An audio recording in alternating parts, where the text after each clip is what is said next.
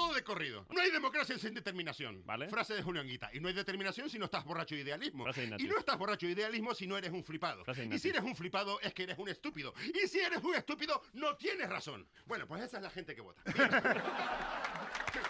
La democracia es postureo.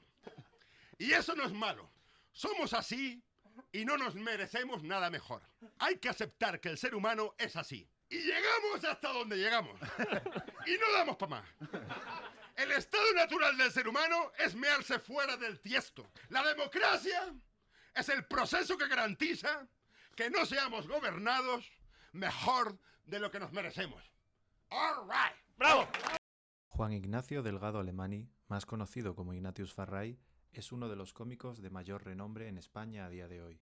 Este padre separado tinerfeño miope, como él se autodenomina, es conocido por su forma de hacer comedia extrema, absurda, ofensiva y filosófica. Es que tiene el poder de quitarnos nuestra propia naturaleza. Gracias al dinero ya no importa lo que nosotros somos por naturaleza, sino que somos lo que compramos, somos lo que consumimos. Sacrificar lo que somos por lo que consumimos. Y nos acaba enloqueciendo y enajenando, y esa es la puta historia. Y las personas hemos creado culturas como un parapeto detrás del cual sentirnos seguros. Y estamos mucho más cerca del abismo de lo que nos parece. Seguros y muy orgullosos de estar con nuestra cultura dentro de nuestras ciudades. Y se te mete una puta paloma por la ventana. Se te mete una paloma por la ventana y ahí, para que llore tu madre, que llore la... No, a ver. Oriundo de Granadilla de Abona, Tenerife, su trayectoria en la comedia supera las 2 décadas y a pesar de tener una vida inestable, los últimos años de su carrera parecen haberle catapultado hacia su prime profesional. Ha publicado varios libros, fue nominado a un premio Emmy por su serie El fin de la comedia y participó en el exitoso programa de radio La vida moderna durante varias temporadas. Ignatius, como le llamaremos a partir de ahora, ha hecho humor prácticamente de todo lo que le podría avergonzar, doler o dar miedo.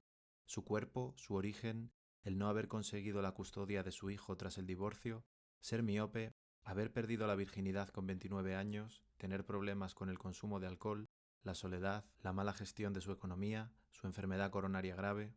Por otro lado, su humor mordaz y a veces incluso cruel no cae en lo políticamente correcto y se ríe por igual de estructuras de poder tradicionales como el machismo, el fascismo o la Iglesia y de minorías étnicas, personas discapacitadas, el movimiento feminista o Murcia. Habitualmente ataca de forma directa a figuras históricas y públicas, como por ejemplo Arturo Pérez Reverte, Juan Echanove, Ana Obregón, la familia Trueba o el alemán del bigote, entre otros muchos. Si bien se le puede criticar por su humor abusivo y su personalidad histriónica, es imposible negar que es un hombre coherente con dicho humor transgresor y que reconoce sus carencias. Del mismo modo que pone al resto del mundo contra las cuerdas, Ignatius rompe sus propios límites y hace imposible pensar que humilla a otros desde un lugar de superioridad. Se ríe de todos y de todo, empezando por él mismo. La mayor víctima de sus maldades y vicios es él mismo. El otro día estuve Vamos a hablando jugárnosla. con Claudia, mi antigua novia italiana de Erasmus. Por la que fuiste una vez haciendo un viaje de autobús de 50 horas.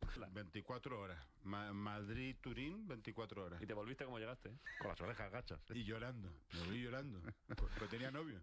No solo me vuelvo llorando, sino me lleva en coche al aeropuerto con su madre y yo en el asiento de atrás llorando.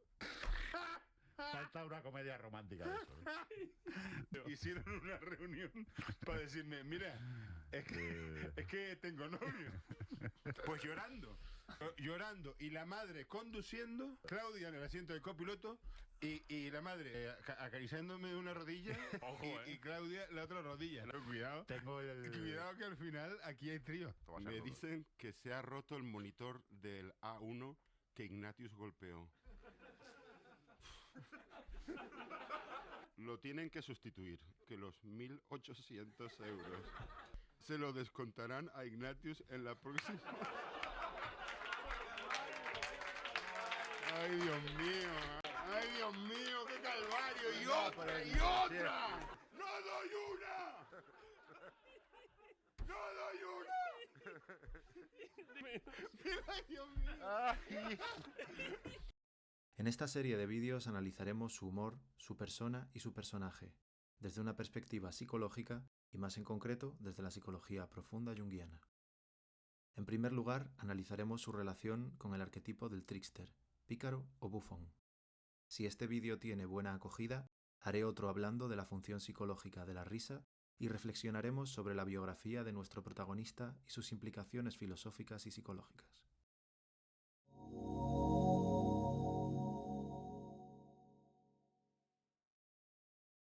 El arquetipo del trickster es una figura presente en gran parte de las mitologías humanas. Literalmente podría traducirse por embaucador o bromista, y es un personaje que, caracterizado por su astucia y por sus conocimientos secretos, desobedece las normas, gasta bromas a otros personajes y en general contraviene lo establecido. En ocasiones puede abrir la puerta al caos y el mal, pero también es capaz de señalar las injusticias y revelar las verdades más profundas. Un ejemplo del trickster en el cual no profundizaremos es el dios menor Loki, en la mitología nórdica, al cual llamaban el origen de todo fraude. En los distintos mitos nórdicos, Loki solía engañar a los dioses para luego ayudarles. Otro ejemplo muy conocido en la cultura popular actual es la figura del Joker, archienemigo de Batman, y que si bien posee un lado de violencia e inadaptación social que recuerda al arquetipo de la sombra, comete sus crímenes mediante engaños, bromas y astucias que conectan con el comportamiento típico del trickster. Además, su nombre procede de la carta Joker o comodín en las barajas modernas, y como veremos más adelante, esto nos habla de su naturaleza polifacética. Vamos ahora con otros ejemplos donde sí nos detendremos más. En la mitología griega se le atribuye una fuerte conexión con Hermes, dios de la astucia, entre otras cosas, y mensajero del resto de dioses. Homero se refería a él como el jefe de los sueños, espía nocturno y de ingenio multiforme. Este dios poseía una gran facilidad de palabra, por lo cual era el encargado de comunicar las noticias difíciles. De su nombre procede la disciplina hermenéutica, que se encarga de descifrar los mensajes ocultos. Si analizamos el humor y las reflexiones de Ignatius Farray, descubriremos que a veces juega con las palabras y su significado con mucha elegancia y originalidad. Génoma. No quiero decir nada, pero... Prisión. En el sentido, bueno, la cadena de ADN, Sí. al fin y al cabo es una cadena. Se relaciona con el tema de la cárcel, de la prisión. El genoma humano nos enseña una cosa de la que deberíamos aprender más a menudo, y es que el ser humano, no solo el humor, sino el ser humano en sí mismo, tiene límites. Nietzsche decía que el artista es la persona que baila, que es capaz de bailar encadenado, que es capaz de asumir y admitir sus propios límites, Sí. y que aún así intenta un alarde, lucirse, y Nietzsche- diciendo es que los límites del ser humano constituyen la propia naturaleza de nuestro ser, y esa naturaleza nos es dada desde un punto de vista biológico, desde nuestro propio ADN, desde nuestro propio genoma, Sí. que nos encadena y nos aprisiona. A pesar de ser un gran y prudente diplomático, Hermes tenía inclinación al engaño, el robo y la picaresca, por lo cual se le asocia al trickster o embaucador. Dentro de la psicología junguiana, Hermes resulta muy interesante por ser el dios que hacía llegar a los hombres los sueños que Zeus les enviaba. Este papel resuena de forma muy interesante con la actitud chamánica e incluso profética que Ignatius suele adoptar en algunos de sus monólogos. Él vive con un pie en el caos y la locura, pero de ese caos a veces extrae iluminaciones casi oníricas sobre el ser humano y la sociedad. Succionadores de clítoris. Estamos metiendo a las mujeres en una jaula de placer. Granjas de clítoris actualmente entre nosotros. Granjas de clítoris. Clítoris hacinados, y esos orgasmos se embotellan y se transportan hasta el almacén de tu autoestima. Posteriormente, Hermes sería absorbido por los romanos bajo el nombre de la deidad Mercurio. Debido a que se le asociaba un carácter inestable y volátil, típico de pícaros y bufones, este dios terminó dando nombre al mercurio como elemento alquímico. En la alquimia se le atribuía al mercurio el papel de elemento representativo del alma, inestable y escurridiza. Algunas teorías apuntan a que la representación alquímica del mercurio tiene dos cuernos en su parte superior intentando emular a un ciervo, animal huidizo por excelencia. En los juegos de cartas, la figura del Joker, que ya hemos mencionado antes, suele ser un comodín, es decir, una carta que puede simular ser la que mejor nos venga, lo cual también encaja con este carácter versátil y fluido.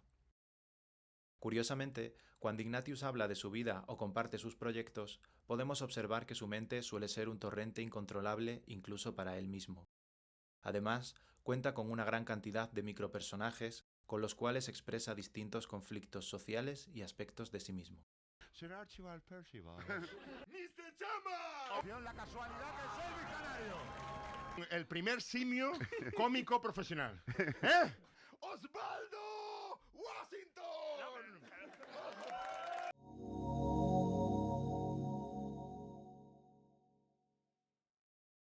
Si acudimos a cuentos tradicionales, existen múltiples referencias al bufón que es el único capaz, por valentía, ingenio o posición, de criticar al rey como nadie más se atreve. En el folclore español destaca esta anécdota atribuida a Francisco de Quevedo, poeta conocido por su carácter irreverente y burlesco. Se dice que la reina de aquel entonces sufría una cojera, tema que le enfurecía tratar. Quevedo fue retado a llamarla coja en sus narices, para lo cual tomó unas bellas flores de distintos tipos, las presentó ante la reina y le dijo: entre el clavel y la rosa, su majestad es coja, ganando así la apuesta. También encontramos este personaje en los carnavales eclesiásticos de la Europa medieval. El carnaval es una fiesta que solía durar 4 días y celebrarse antes de la Cuaresma cristiana, un periodo de purificación, rezos, ayunos y preparación para la Pascua. A través de esta organización cronológica, vemos cómo la figura del bufón se asocia al desenfreno y a la locura propia de los carnavales, una catarsis social superimportante antes de que comenzara un periodo de abstención, reflexión y oración. De esta manera podemos ver cómo la dualidad y la contradicción, principios de la psicología analítica junguiana por excelencia, se relacionan con la figura del trickster. Al observar la comedia de Ignatius Farray con detenimiento, podemos detectar este mecanismo de forma muy habitual. Entremezcla la violencia con la ternura, la sabiduría con la escatología, y rompe los muros de los callejones sin salida de la razón, convirtiéndolos en puertas hacia verdades espirituales superiores, como veremos más adelante.